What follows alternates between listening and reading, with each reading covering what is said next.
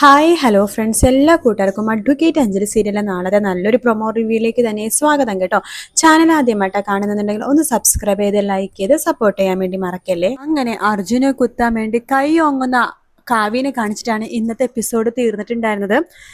എനിക്ക് കിട്ടാത്തതൊന്നും ഈ അഞ്ജലിക്കും വേണ്ട, അതുകൊണ്ട് സത്യം പറഞ്ഞാൽ നീയാണ് ഇല്ലാതാവേണ്ടത് എന്ന് പറഞ്ഞിട്ട് കാവ്യ അർജുന നേരെ കത്തിയായിട്ട് ഇങ്ങനെ കുത്താൻ വേണ്ടി പോവാട്ടോ. അപ്പോഴേക്കും വേഗം തന്നെ നമ്മുടെ രാഘവനുണ്ണി കാവ്യയുടെ കയ്യിൽ പിടിക്കുന്നുണ്ട്. കാവ്യ, ഞാൻ പറയണത് മോളെ നീ ഒന്ന് കേക്ക്. വേണ്ട, എനിക്കൊന്നും കേൾക്കണ്ട. നിങ്ങൾ പറഞ്ഞതൊക്കെ കേട്ടും വിശ്വസിച്ചിട്ടാണ് ഞാനിപ്പോ ഈ അവസ്ഥയിലായത്. കണ്ടില്ലേ, എന്നെ ചതിച്ചിട്ട് അവളുടെ കഴുത്തിൽ താലി കെട്ടിയത്. അവളുടെ കഴുത്തിൽ താലി കിട്ട അവൻ ആദ്യരാത്രി ആഘോഷിക്കാൻ വേണ്ടി പോവുക. സമ്മതിക്കില്ല ഞാൻ. എന്നെ ആഗ്രഹിപ്പിച്ച് ഇവിടെ ഈ അവസ്ഥയിൽ എത്തിച്ചത് ഈ കുടുംബത്തിലെ ഓരോരുത്തരാണ്. ആരെയും ഞാൻ വെറുതെ വിടില്ല. ആരെയും ഞാൻ വെറുതെ വിടില്ല. കാവ്യെ, നീ ഒന്ന് അടങ്ങു മോളെ എന്ന് നന്ദിനി പറയണ്ട. വേണ്ട, ആരൊന്നും പറയണ്ട. ഇനി ഞാൻ എന്താ അടങ്ങേണ്ടത്? ഇനി നിങ്ങൾ എന്ത് സമാധാനം എനിക്ക് പറയാനുള്ളത്? പറ. നിങ്ങൾ എല്ലാരും കൂടി മൂടി വെക്കാൻ വേണ്ടി തീരുമാനിച്ചു അല്ലേ? എൻ്റെ അടുത്തുനിന്ന് ഒന്നും ഒളിക്കാൻ ആർക്കും സാധിക്കില്ല. ഞാൻ ഇന്നല്ലെങ്കിൽ നാളെ കണ്ടുപിടിക്കില്ലെന്ന് നിങ്ങൾ വിചാരിച്ചോ?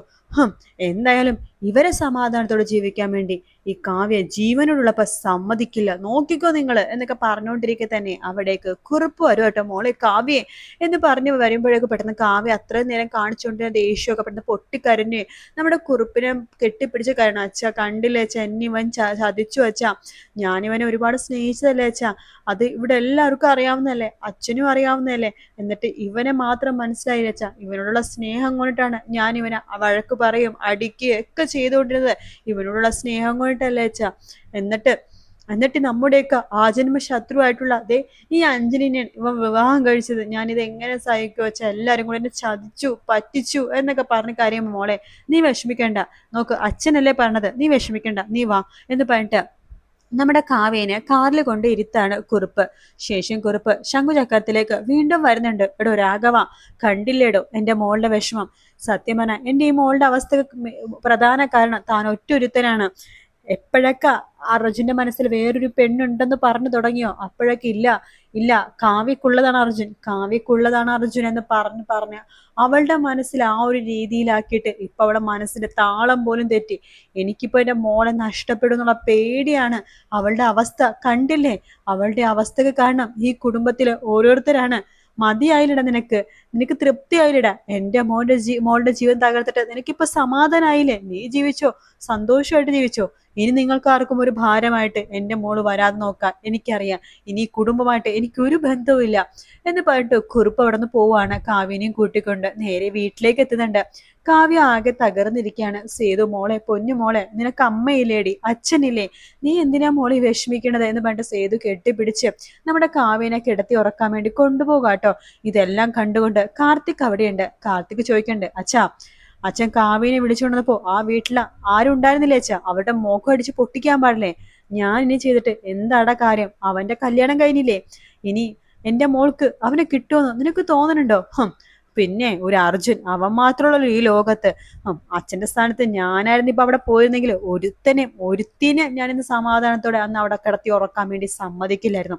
അച്ഛൻ നോക്കിക്കോ, കാവ്യയുടെ കണ്ണീരിന് ഞാൻ സമാധാനം ചോദിക്കാൻ വേണ്ടി ഞാൻ പോകും പകരം വീട്ടാൻ വേണ്ടി. അങ്ങനെ എൻ്റെ പെങ്ങളെ വിഷമിപ്പിച്ചിട്ട് അവരാരും സന്തോഷത്തോടെ അവിടെ ജീവിക്കണ്ട എന്ന് കാർത്തിക്കും പറയുവാട്ടോ. അതിനുശേഷം രാവിലെ തന്നെ നമ്മുടെ അനുപമ ഒരുങ്ങി കുറുപ്പിന്റെ വീട്ടിൽ പോകാൻ വേണ്ടിയിട്ടുള്ള പുറപ്പാടാട്ടോ. അനുപമ മനസ്സിൽ വിചാരിക്കേണ്ട, അഞ്ജലി, നീ ഇന്നലെ കയറി വന്ന കാവ്യനെ കണ്ടു. ഒരു പന്നി വീട്ടിൽ കയറി വന്ന പോലെ നിനക്ക് പന്നിക്കൂട്ടം ഇളകി വന്ന പോലെ നിനക്ക് തോന്നിയിട്ടുണ്ടാവും. പക്ഷെ അതൊരു വലിയൊരു ഭീകരമായിട്ടുള്ള ആനക്കൂട്ടമായിട്ട് മാറാൻ അധികം സമയമൊന്നും വേണ്ട. നിനക്കറിയില്ല കുറുപ്പിന്റെ ഫാമിലി മെമ്പേഴ്സിന് അവര് നിങ്ങളെ സുഖമായിട്ട് ജീവിക്കാൻ സമ്മതിക്കില്ല. അതുപോലെ തന്നെ ഇവിടെ നീ സുഖമായിട്ട് ജീവിക്കാൻ ഞാനും സമ്മതിക്കില്ല. നിന്നെ ഇവിടെ നിന്ന് എങ്ങനെ പുറത്താക്കാമെന്ന് ആലോചിക്കാൻ ഞാൻ. നോക്കിക്കോ, ഇന്ന് തന്നെ അതിനുള്ളൊരു തീരുമാനം ഞാൻ ഉണ്ടാക്കിയിരിക്കും എന്ന് പറഞ്ഞിട്ട് നേരെ അനുപമ കുറുപ്പിന്റെ വീട്ടിലേക്കാട്ടോ. അവിടെ പോകുമ്പോഴേക്കും കാവ്യ എന്തൊക്കെയോ ആലോചിച്ച് ഉമ്മറ തന്നെ ഇരിപ്പുണ്ട്. കാവ്യയുടെ അടുത്തേക്ക് അനുഭവം വരുന്നുണ്ട്. കാവ്യ, എനിക്ക് നിന്നെക്കുറിച്ച് ആലോചിക്കുമ്പോൾ വല്ലാത്ത വിഷമുണ്ട് മോളെ. പാവം, നീ എന്തുമാത്രം ആഗ്രഹിച്ചതാണ് അർജുന, നീ എന്തുമാത്രം പ്രണയിച്ചതാണ്. എന്നിട്ടും ആ അലവലാതെ നിന്റെ സ്നേഹത്തിന് എന്തെങ്കിലും വില തന്നോ? നീ പേടിക്കണ്ട. അവർ തമ്മിലുള്ള ആദ്യ രാത്രി പോയിട്ട് അവർ തമ്മിൽ ഒന്നിച്ച് ജീവിച്ച് തുടങ്ങിയിട്ട് പോലുമില്ല. അതുകൊണ്ട് തന്നെ നിനക്കിപ്പോഴും സ്കോപ്പ് ഉണ്ട് മോളെ. അവളെ ഞാൻ എങ്ങനെയൊക്കെ ചവിട്ടി പുറത്താക്കും. എന്നിട്ട് നിനക്ക് ഞാൻ അർജുനെ നേടിത്തരും. ദേ ഇത് കാവ്യേച്ചി നിനക്ക് തരുന്ന വാക്കാണ് എന്ന് പറഞ്ഞിട്ട് കാവ്യക്ക് വീണ്ടും വാക്ക് കൊടുക്കാണ് അനുപമ. ഇത് കേട്ടുകൊണ്ട് കുറുപ്പ് അവിടേക്ക് വരുന്നുണ്ട്. എന്തിനാടി എൻ്റെ മോളെ വീണ്ടും നീ ആഗ്രഹിപ്പിക്കുന്നത്? എന്തിനാണ് എൻ്റെ മോൾക്ക് വീണ്ടും നീ ഓരോരോ മോഹങ്ങൾ പറഞ്ഞു കൊടുക്കണത് എന്ന് പറയുമ്പോൾ, അങ്കിളെ ഞാൻ പറയണത് അങ്കിൾ ഒന്ന് കേക്ക്. ദേ നിങ്ങളെപ്പോലെയൊക്കെ ആ അഞ്ജലി അവിടെ കയറിയതിൽ ഏറ്റവും കൂടുതൽ വിഷമിക്കുകയും ഏറ്റവും കൂടുതൽ ബുദ്ധിമുട്ടുള്ളതും എനിക്ക് തന്നെയാണ്. അറിയാലോ ആ കാര്യം. അവളെങ്ങനെ ചവിട്ടി പുറത്താക്കാൻ വേണ്ടിയിട്ടാണ് ഞാൻ നോക്കുന്നത്. നോക്ക്, ഈ കാര്യത്തിൽ ഞാൻ നിങ്ങളുടെ കൂടെ നിൽക്കും. ശംഖുചക്രത്തിലെ വേറെ ആരും നിന്നില്ലെങ്കിലും ഞാൻ നിങ്ങളുടെ കൂടെ നിൽക്കും.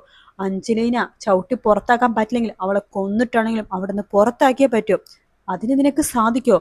നിന്റെ സ്വന്തം അനിയത്തിയല്ലേ അഞ്ജലി? അനിയത്തിയോ? ഏതനിയത്തി? അങ്ങനത്തെ ഒരു അനിയത്തിയും അങ്ങനത്തെ ഒരു വീട്ടുകാരും എനിക്കില്ല. അതുകൊണ്ട് അങ്കിളെ ഞാൻ വാക്ക് തരാണ്, ഈ ഒരു കാര്യത്തിൽ ഞാൻ നിങ്ങളുടെ കൂടെ തന്നെ ഉണ്ടാകും, ഉറപ്പ് എന്ന് പറഞ്ഞിട്ട് ഉറപ്പ് കൊടുക്കണം. അത് കേട്ടുകൊണ്ട് കാർത്തിക് അവിടെ വരുന്നുണ്ട്. എങ്കില് ചേച്ചി ഒരു കാര്യം ചെയ്യും, എനിക്ക് ഒരേ ഒരു ഉപകാരം മാത്രം ചെയ്തെന്നാ മതി. എന്താ ഞാൻ ചെയ്യേണ്ടത്? നീ പറ. എന്നെ കൊണ്ട് പറ്റുന്ന മാക്സിമം ഞാൻ ഇതിനു വേണ്ടി ശ്രമിക്കാം എന്ന് അനുഭവ പറയുമ്പോൾ കാർത്തിക് പറയണ്ട, ചേച്ചി ഒന്നും ചെയ്യണ്ട. ഇന്ന് രാത്രി വീട് വാതില് ഒന്ന് ലോക്ക് ചെയ്യാതിരുന്നാ മതി. ഇന്ന് രാത്രി ഞാൻ പോകുന്നുണ്ട്. ഇന്നലെ ആദ്യ രാത്രി ആയിരുന്നു, ഇന്നവരുടെ സെക്കൻഡ് നൈറ്റ് അല്ലേ. ഇന്നത്തെ രാത്രി അവർ രണ്ടുപേരിൽ ആരെങ്കിലും ആളെ ഇല്ലാതാക്കിയേ പറ്റൂ. അതുകൊണ്ട് ചേച്ചി വാതില് മാത്രം തുറന്നതാ, ബാക്കി കാര്യങ്ങളൊക്കെ ഞാൻ ചെയ്തോളാം എന്ന് കാർത്തിക് പറയാണ്. ശരിയുടെ മോനെ, ഞാൻ അങ്ങനെ ചെയ്തോളാം എന്ന് അനുപമയും പറയണ്ട. അങ്ങനെ ആ ദിവസം രാത്രി അഞ്ജലിയും അർജുനും ഒരേ റൂമിൽ തന്നെയാണ് കിടക്കുന്നത്. അഞ്ജലി അങ്ങോട്ട് കട്ടിൽ അങ്ങോട്ട് ചരിഞ്ഞ് കിടക്കുമ്പോൾ അർജുൻ ഇപ്പുറ ചരിഞ്ഞ് കിടക്കും. ആ സമയത്താണ് നമ്മുടെ കാർത്തിക് ഒരു കത്തിയായിട്ട് നമ്മുടെ അർജുനെയും അഞ്ജലിനെയും ഇല്ലാതാക്കാൻ വേണ്ടി റൂമിലേക്ക് കയറുന്നത്. അവരുടെ വാതിലൊക്കെ തുറന്നു കൊടുക്കുന്നത് വേറെ ആരുമല്ല, അനുപമയാണ് കേട്ടോ. വീടിന്റെ വാതിലും അതുപോലെ തന്നെ കാർത്തിക്കിന് അവരുടെ റൂമും കാര്യങ്ങളൊക്കെ കാണിച്ചു കൊടുക്കുന്നത് ഈ അനുപമ തന്നെയാണ്. പക്ഷെ കുത്താൻ വേണ്ടി നോക്കുമ്പോഴേക്കും കറക്റ്റ് സമയത്ത് തന്നെ അർജുൻ കണ്ണു തുറക്കുന്നുണ്ട്. അതുകൊണ്ട് തന്നെ അർജുനും അഞ്ജലിയും തലനാരിഴക്ക് രക്ഷപ്പെടുന്ന ഭാഗമാണ് നമുക്ക് പ്രൊമോയിൽ കാണാൻ വേണ്ടി സാധിച്ചത് കേട്ടോ. അപ്പോൾ അങ്ങനെ ഒരു കുറച്ച് ഭാഗങ്ങളാണ് പ്രൊമോയിൽ മെയിൻ ആയിട്ട് കാണിച്ചത്. എന്നാലും അഞ്ജലിക്ക് എതിരെയുള്ള ആ ഒരു ശത്രുത അനുപമ ഒരിക്കലും പിടുന്ന ഒരു ലക്ഷണവും ഇല്ല കേട്ടോ. കാണാം എങ്ങനെയെങ്കിലൊക്കെ അഞ്ജലിനെ ഇല്ലാതാക്കാൻ വേണ്ടിയാണ് അനുപമ ശ്രമിച്ചുകൊണ്ടിരിക്കുന്നത്. കുറുപ്പിന്റെ വീട്ടിൽ പോയി അവരുടെ സഹായം ചോദിച്ചത് തന്നെ. അഥവാ എന്തെങ്കിലും അനുപമ കാരണം അഞ്ജലിക്ക് സംഭവിച്ചാലും അത് കുറുപ്പിന്റെ കുടുംബത്തിന്റെ തലയിൽ കെട്ടിവെക്കാൻ വേണ്ടിയിട്ടാണ് അനുപമ അവിടെ പോയി സഹായം ചോദിക്കുന്ന പോലെ കാണിച്ചത്. കാത്തിരുന്ന് കാണാം ഫ്രണ്ട്സ് നാളത്തെ എപ്പിസോഡിന് വേണ്ടിയിട്ട്. വീഡിയോ ഇഷ്ടപ്പെടുകയാണെന്നുണ്ടെങ്കിൽ ലൈക്ക് ചെയ്യാനും സബ്സ്ക്രൈബ് ചെയ്യാനും കമന്റ് ചെയ്യാനും മറക്കല്ലേ. മറ്റൊരു വീഡിയോ ആയിട്ട് കാണാം. Take care. Bye bye.